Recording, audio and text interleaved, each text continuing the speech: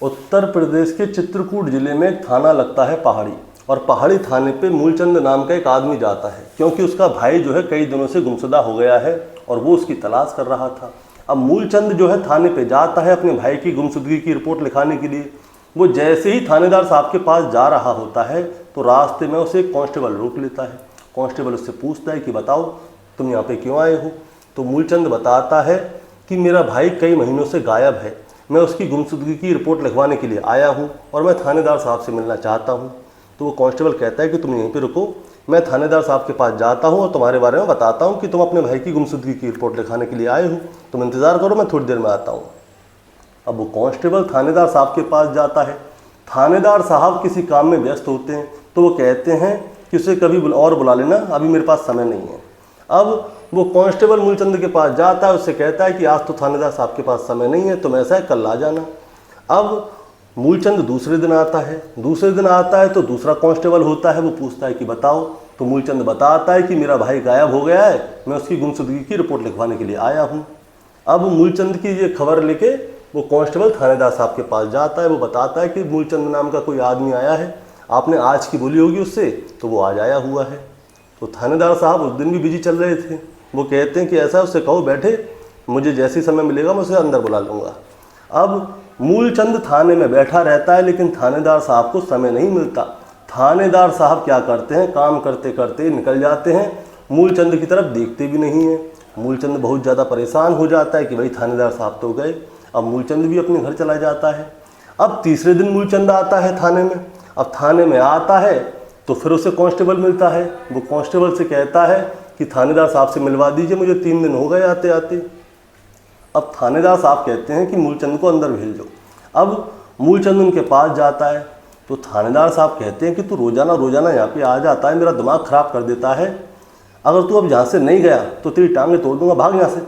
और उसे कई सारी गालियाँ देते हैं। बेचारा मूलचंद बहुत ज़्यादा परेशान हो जाता है। वो वापस अपने घर चला जाता है लेकिन उसके पास उम्मीद कोई और थी ही नहीं। पुलिस ही तो एक आखिरी उम्मीद है जिससे वो मदद मांग सकता है। वो चौथे दिन भी आता है। अब वो कांस्टेबल के पास जाए या थानेदार साहब के पास जाए, वो ये सोच रहा था। वो बेचारा खड़ा हुआ था, थानेदार साहब वहाँ से जा रहे होते हैं, उनकी नज़र मूलचंद के ऊपर पड़ती है लेकिन थानेदार साहब उससे कुछ कहते नहीं हैं।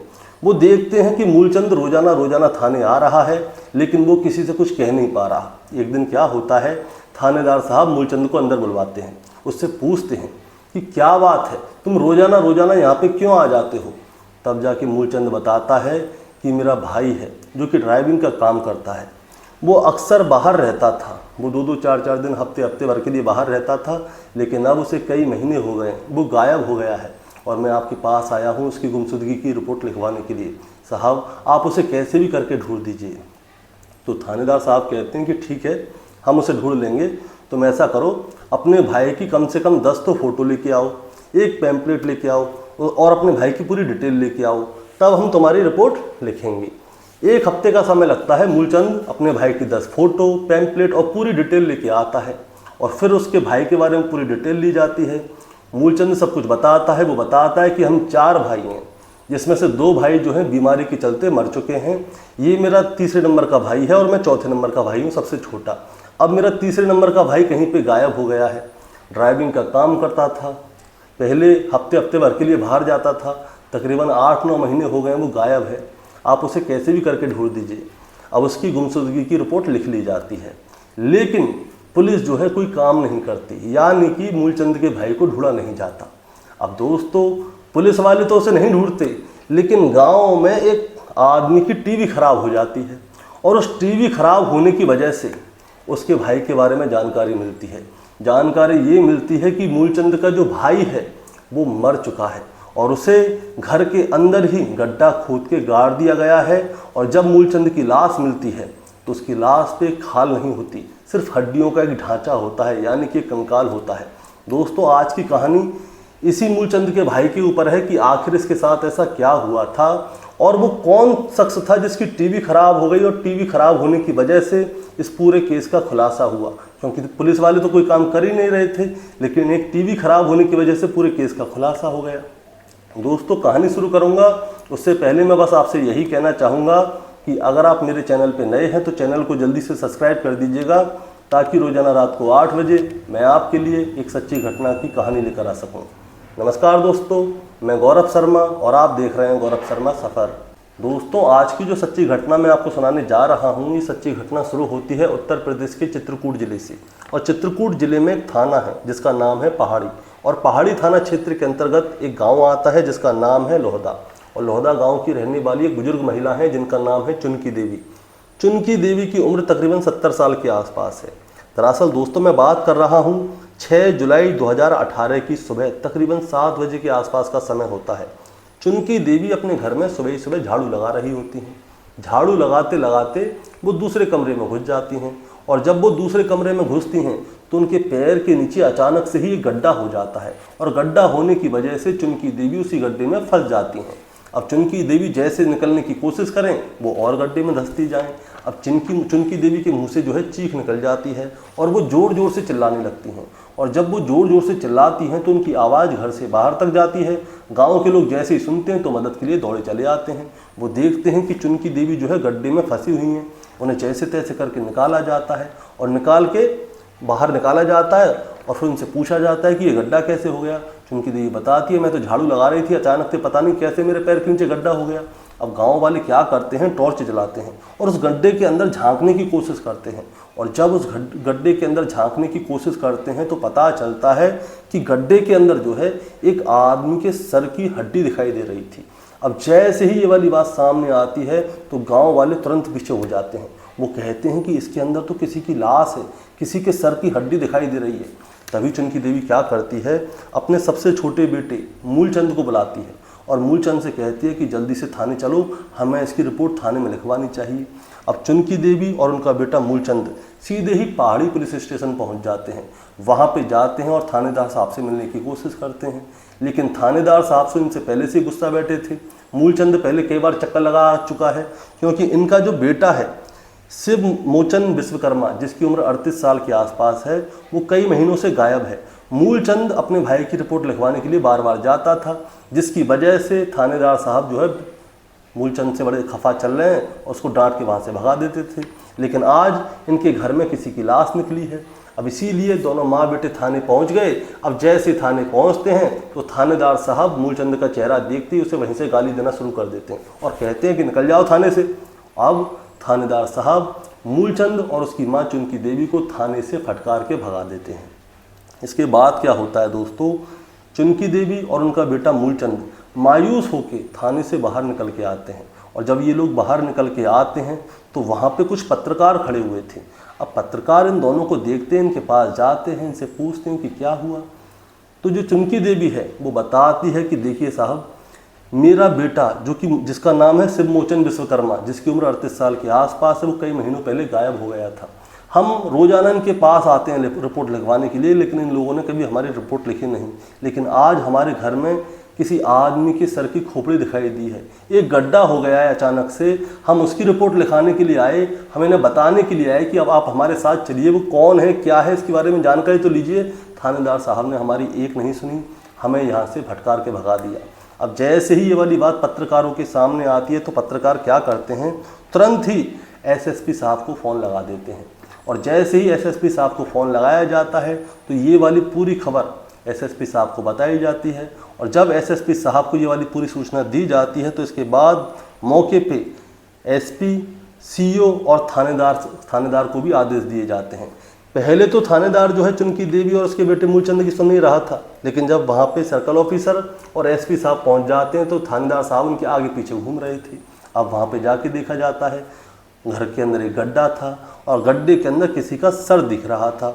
इसके बाद दोस्तों क्या होता है, उस कंकाल को पूरे को बाहर निकलवाया जाता है। पता चलता है कि वो पूरा का पूरा एक इंसान का कंकाल है और किसी आदमी का कंकाल है। अब उसे अच्छी तरह से जब देखा जाता है तो कंकाल में कपड़े पहने हुए थे, और जब उसके कपड़ों की शनाख्त होती है तब जाके पता चलता है कि ये कंकाल कोई और नहीं बल्कि चुनकी देवी के तीसरे नंबर का बेटा शिव मोचन विश्वकर्मा है, जिसकी उम्र 38 साल के आसपास है। अब चुनकी देवी से पूछा जाता है कि इसके साथ ये कैसे हुआ, किसने इसको अंदर दफनाया। तो चुनकी देवी कहती है मुझे तो कुछ भी नहीं पता। और जब उससे ज़्यादा जानकारी ली जाती है तो वो बताती है चुनकी देवी कि उसके 4 बेटे थे जिनमें से 2 बेटे जो हैं बीमारी की वजह से पहले ही मर चुके हैं। शिवमोचन विश्वकर्मा जो है वो तीसरे नंबर का बेटा है और वो ड्राइविंग का काम करता है। वो ज़्यादातर पहले बाहर रहता था, यानी कि हफ्ते 2 हफ्ते 15-20 दिन वो बाहर रहता था। जैसे जैसे काम चलता था वो बाहर रहता था और घर पे आ जाया करता था। आज से तकरीबन 10 साल पहले यानी कि साल 2008 में शिवमोचन की छत्तीसगढ़ के बिलासपुर के गांव की रहने वाली एक महिला माया देवी, उससे शादी हुई थी और उससे 2 बच्चे भी पैदा हुए थे।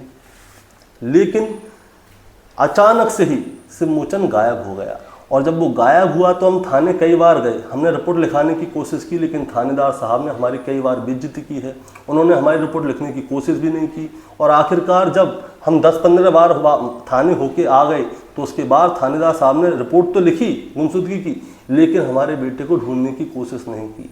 आज हमारे घर में गड्ढा निकला है, तब जाके हमें पता चला है कि ये हमारा बेटा है। हमारे बेटे को घर के अंदर ही गाड़ दिया गया था। और अब इसके बाद पुलिस वाले पूछते हैं चुनकी देवी से कि तुम्हारा बेटा कब गायब हुआ था, कब तुमने आखिरी बार देखा था, और तुम्हारी जो बहू है माया देवी वो कहाँ गई?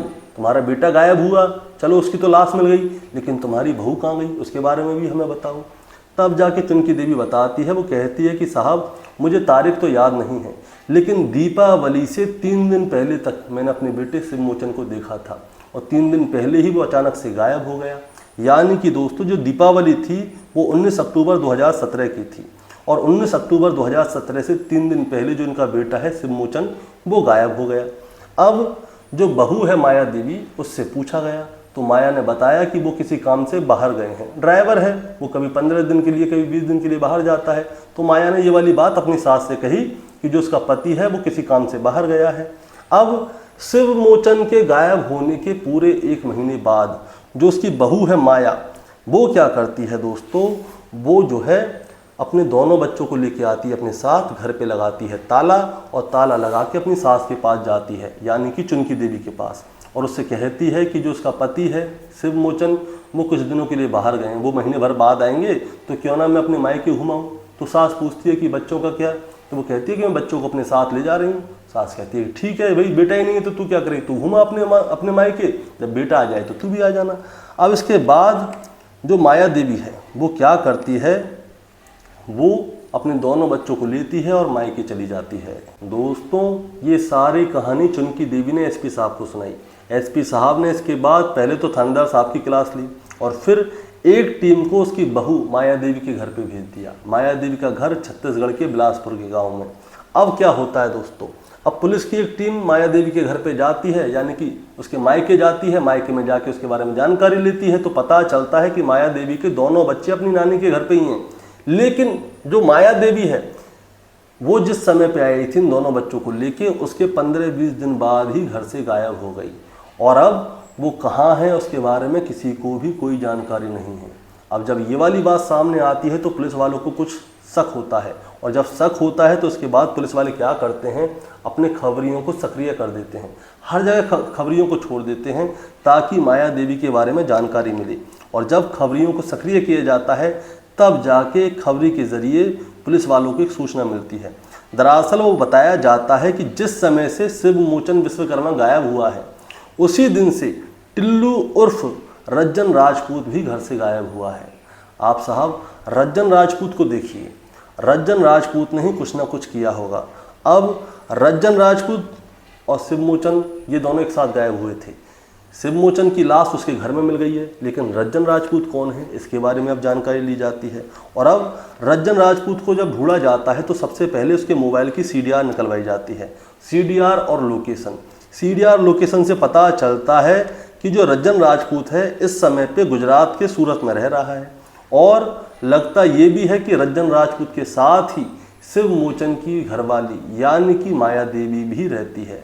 अब दोस्तों पुलिस वाले क्या करते हैं, रज्जन राजपूत की लोकेशन निकलवाते हैं, लेकिन रज्जन राजपूत की लोकेशन जो है बार बार बदल रही थी। रज्जन राजपूत उर्फ टिल्लू की लोकेशन निकलवाते हैं लेकिन लोकेशन मिलती नहीं है। अब गांव में शिवमोचन की लाश भी मिली थी घर के अंदर, इसके बारे में किसी को जानकारी नहीं थी। अब दोस्तों क्या होता है, 18 जुलाई 2018 की बात है। जो टिल्लू है, टिल्लू अपने साथ लेके शिवमोचन की घरवाली यानी कि माया देवी को लेके बस स्टैंड पे आता है। अब जैसे ही वो बस स्टैंड पे आता है, उसे ये तो पता नहीं था कि जो शिवमोचन है उसकी लाश उसके घर में मिल गई है। तुरंत ही पुलिस वाले उसे पीछे से पकड़ लेते हैं और पकड़ने के बाद उन्हें सीधे ही थाने ले आते हैं और थाने में बैठा के फिर उनसे पूछा जाता है। और जब उन दोनों के साथ में सख्ती बरती जाती है, तब जाके जो शिवमोचन की घरवाली है, यानी कि जो उसकी बीबी है माया देवी पूरी कहानी शुरू से लेकर आखिर तक बताती है। वो बताती है कि शादी से पहले उसके गांव का रहने वाला एक लड़का, यानी कि छत्तीसगढ़ के बिलासपुर में जो उसका गांव है वहाँ का रहने वाला उसे लड़का बहुत पसंद था, एक लड़का, और उससे उसे प्यार हो जाता है। प्यार होने के बाद ये दोनों शादी कर लेते हैं, लेकिन शादी के बाद जो माया देवी है उसे वो लड़का पसंद नहीं आता, उसमें वो बुरा लगने लगता है, इसीलिए वो उस लड़के को छोड़ देती है। छोड़ने के बाद उसे मिलता है शिवमोचन विश्वकर्मा, तकरीबन 10 साल पहले, यानी कि साल 2008 में शिवमोचन विश्वकर्मा मिलता है। उसके साथ वो शादी करती है और शादी के बाद उसके 2 बच्चे पैदा होते हैं। सब कुछ ठीक था, लेकिन शिवमोचन जो है वो ड्राइविंग का काम करता था, वो 10-10, 15-15 दिन के लिए बाहर रहता था, और जो माया देवी है वो घर पे अकेली रहती थी। और जब वो अपने घर पे अकेली रहती थी तो उसकी नज़रें जो हैं टिल्लू से मिल जाती हैं। टिल्लू उर्फ रज्जन राजपूत से उसकी नज़रें मिल जाती हैं। इन दोनों की नज़रें चार हो जाती हैं, प्यार मोहब्बत हो जाता है। जब भी मौका मिलता था, घर पे कोई रहता नहीं था, टिल्लू उसके घर पे आ जाता था, शारीरिक संबंध भी बनाता था, घूमते थे, फिरते थे, खाते थे, पीते थे। गांव वालों को इसके बारे में जानकारी मिल जाती है, और जब गांव वालों को इसके बारे में जानकारी मिल जाती है तो गांव वाले जो हैं माया देवी के पति शिवमोचन से कहते हैं कि देखो, हमें लगता है कि तुम्हारी बीवी का टिल्लू के साथ में कोई ना कोई पंगा चल रहा है, तुम उसके ऊपर नज़र रखो। अब शिवमोचन अपनी घरवाली के पास जाता है, माया देवी के पास, लेकिन माया देवी उसे बड़े प्यार से समझा देती है। वो कहती है गाँव वाले तो पागल हैं, ऐसे ही कहते रहते हैं। अब दोस्तों क्या होता है, शिवमोचन समझ भी जाता है, भैया घरवाली मेरे को धोखा थोड़ी देगी, ये घरवाली तो ईमानदार है। अब शिवमोचन शांत हो जाता है। दीपावली से 3 दिन पहले की बात है, यानी कि 19 अक्टूबर 2017 की। 19 अक्टूबर 2017 की बात है। शिवमोचन ने शाम के समय पे अच्छी खासी शराब पी हुई थी, और जिस समय पे वो शराब पी के अपने घर जाता है शाम के समय, तो दरवाज़ा खोल के सीधा अंदर घुसा चला जाता है। और जब वो दरवाज़ा खोल के अंदर घुसा चला जाता है तो अंदर जाके देखता है कि उसकी बीबी माया देवी और जो उसके गांव का लड़का है टिल्लू उर्फ रज्जन राजपूत, ये दोनों जो हैं आपत्तिजनक हालत में हैं। आपत्तिजनक हालत में देखता है तो वो वहाँ पे कुछ कहने की कोशिश करता है या शोर मचाने की कोशिश करता है। उससे पहले ही टिल्लू क्या करता है, उसके घर में एक लकड़ी रखी होती है, उस लकड़ी को पूरी जान लगा के शिवमोचन के सर में मार देता है। वो एक ही बार में बेहोश हो जाता है और बेहोश होकर ज़मीन पर गिर जाता है। अब ये दोनों कहते हैं कि अगर ये होश में आ गया तो पूरे गांव को बताएगा, गांव वाले एक हो जाएंगे, पता नहीं क्या करेंगे, क्यों ना इसको रास्ते से हटाया जाए। तो माया देवी और टिल्लू ये दोनों क्या करते हैं, शिवमोचन के गले को घोटना शुरू करते हैं और उसका गला घोट के उसकी जान ले लेते हैं। हत्या तो इन लोगों ने कर दी, लेकिन अब लाश का क्या करें, इसे कहाँ ठिकाने लगाएं। लेके जाएंगे तो गांव वाले हो सकता है देख लें, दीपावली का समय, आसपास सारे घर सज रहे हैं। तो ये लोग क्या करते हैं, घर के अंदर ही गड्ढा खोद देते हैं और घर के अंदर तकरीबन 5-6 फीट गहरा गड्ढा खोदते हैं, पूरी रात लगे रहते हैं और शिवमोचन को उठाते हैं, उसी में डाल देते हैं और ऊपर से मिट्टी डाल के पूरा एक जैसा बराबर कर देते हैं, जिसके बारे में किसी को कुछ पता भी ना चले। और फिर उसको एक सा करके उसके ऊपर एक खटिया बिछाते हैं, वहीं पे सारे एक संबंध बनाते हैं। परिवार वालों को कुछ पता नहीं थी। अब इसके बाद में इन लोगों ने जो है यहाँ से भागने की प्लानिंग की। अब यहाँ से भागा जाए क्योंकि परिवार वाले जो है शिवमोचन को ढूंढेंगे। इसीलिए प्लानिंग क्या थी दोस्तों, जो टिल्लू है वो तो घर से अपने से गायब हो गया था, लेकिन जो उसकी बीबी है शिवमोचन की, माया देवी, वो क्या करती है, घर पे लगाती है ताला और ताला लगा के अपनी सास के पास जाती है और कहती है कि जो मेरे पति हैं वो तकरीबन 1 महीने बाद आएंगे, क्यों ना मम्मी जी मैं अपने मायके चली जाऊँ। मम्मी जी को अपनी बहू पे विश्वास होता है, वो कहती है कि बच्चों को भी ले जा रही, वो कह रही हाँ तो ऐसा ले जाओ, कोई दिक्कत नहीं है। लेकिन इसके बाद माया देवी कभी वापस नहीं आती। वो दोनों बच्चों को अपने मायके में अपनी माँ के घर पे छोड़ देती है और वहाँ से टिल्लू के साथ फरार हो जाती है। अब दोस्तों टिल्लू के साथ ये फरार हो गई।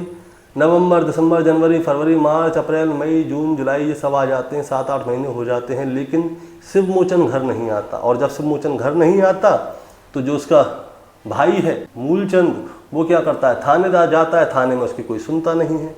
लेकिन एक दिन क्या होता है दोस्तों, ना थानेदार ने उसकी सुनी, ना उसके भाई को कभी ढूंढने की कोशिश की। एक दिन क्या होता है, गांव का रहने वाला एक व्यक्ति होता है जिसका नाम है हुकम सिंह। हुकम सिंह को टीवी देखने का बड़ा शौक था। टीवी देखने का शौक था तो एक दिन उसकी टीवी खराब हो गई। अब खराब हो गई तो सही को कौन करवा के लाए, लेकिन टीवी देखने का चस्का।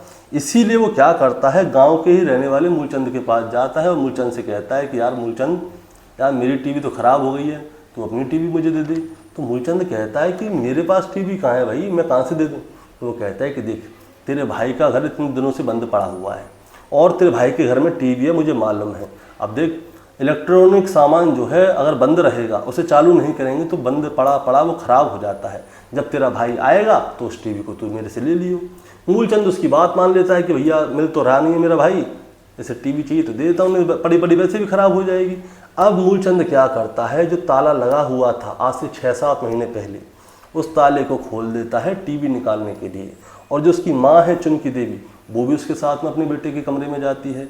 और अब वो उसके घर में जाती है तो वो कहती है कि पूरे घर में तो गंदगी हो रही है और घर के अंदर अंधेरा है। तो चुनकी देवी क्या करती है, वो अपने बड़े बेटे के घर पे रहना शुरू कर देती है, यानी कि शिवमोचन के घर पे। वो कहती है कि जब बेटा आएगा तब देख लेगा, जब तक उसके घर की साफ सफेद तो करके रखूँ। अब चुनकी देवी घर में साफ सफेद रखती थी, घर में उजाला रहे, लाइट जलाती थी, दिए बाती करती थी, सब कुछ करती थी। और इसी बीच जब वो एक दिन झाड़ू लगा रही थी और झाड़ू लगाते लगाते 6 जुलाई 2018 को सुबह उसका पैर गड्ढे में फंस गया। और गड्ढे में फंस गया तब जाके पता चला कि उस गड्ढे के अंदर ही उसके बेटे शिवमोचन की लाश है, उसे दफनाया गया है। अगर पड़ोसी की टीवी खराब नहीं होती तो शिवमोचन के बारे में कोई जानकारी नहीं मिलती। अगर उसकी टीवी खराब नहीं होती तो वो इनसे टीवी नहीं मांगता।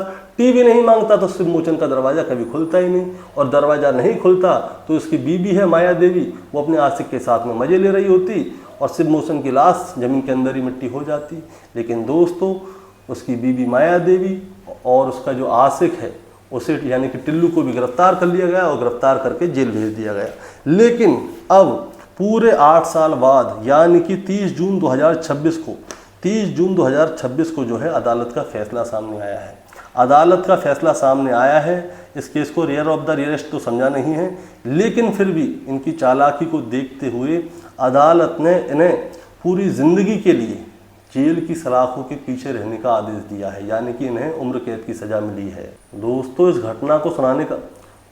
कहानी को सुनाने का मतलब आपको परेशान करना या विचलित करना बिल्कुल नहीं है, बस आपको बताना है और जताना है।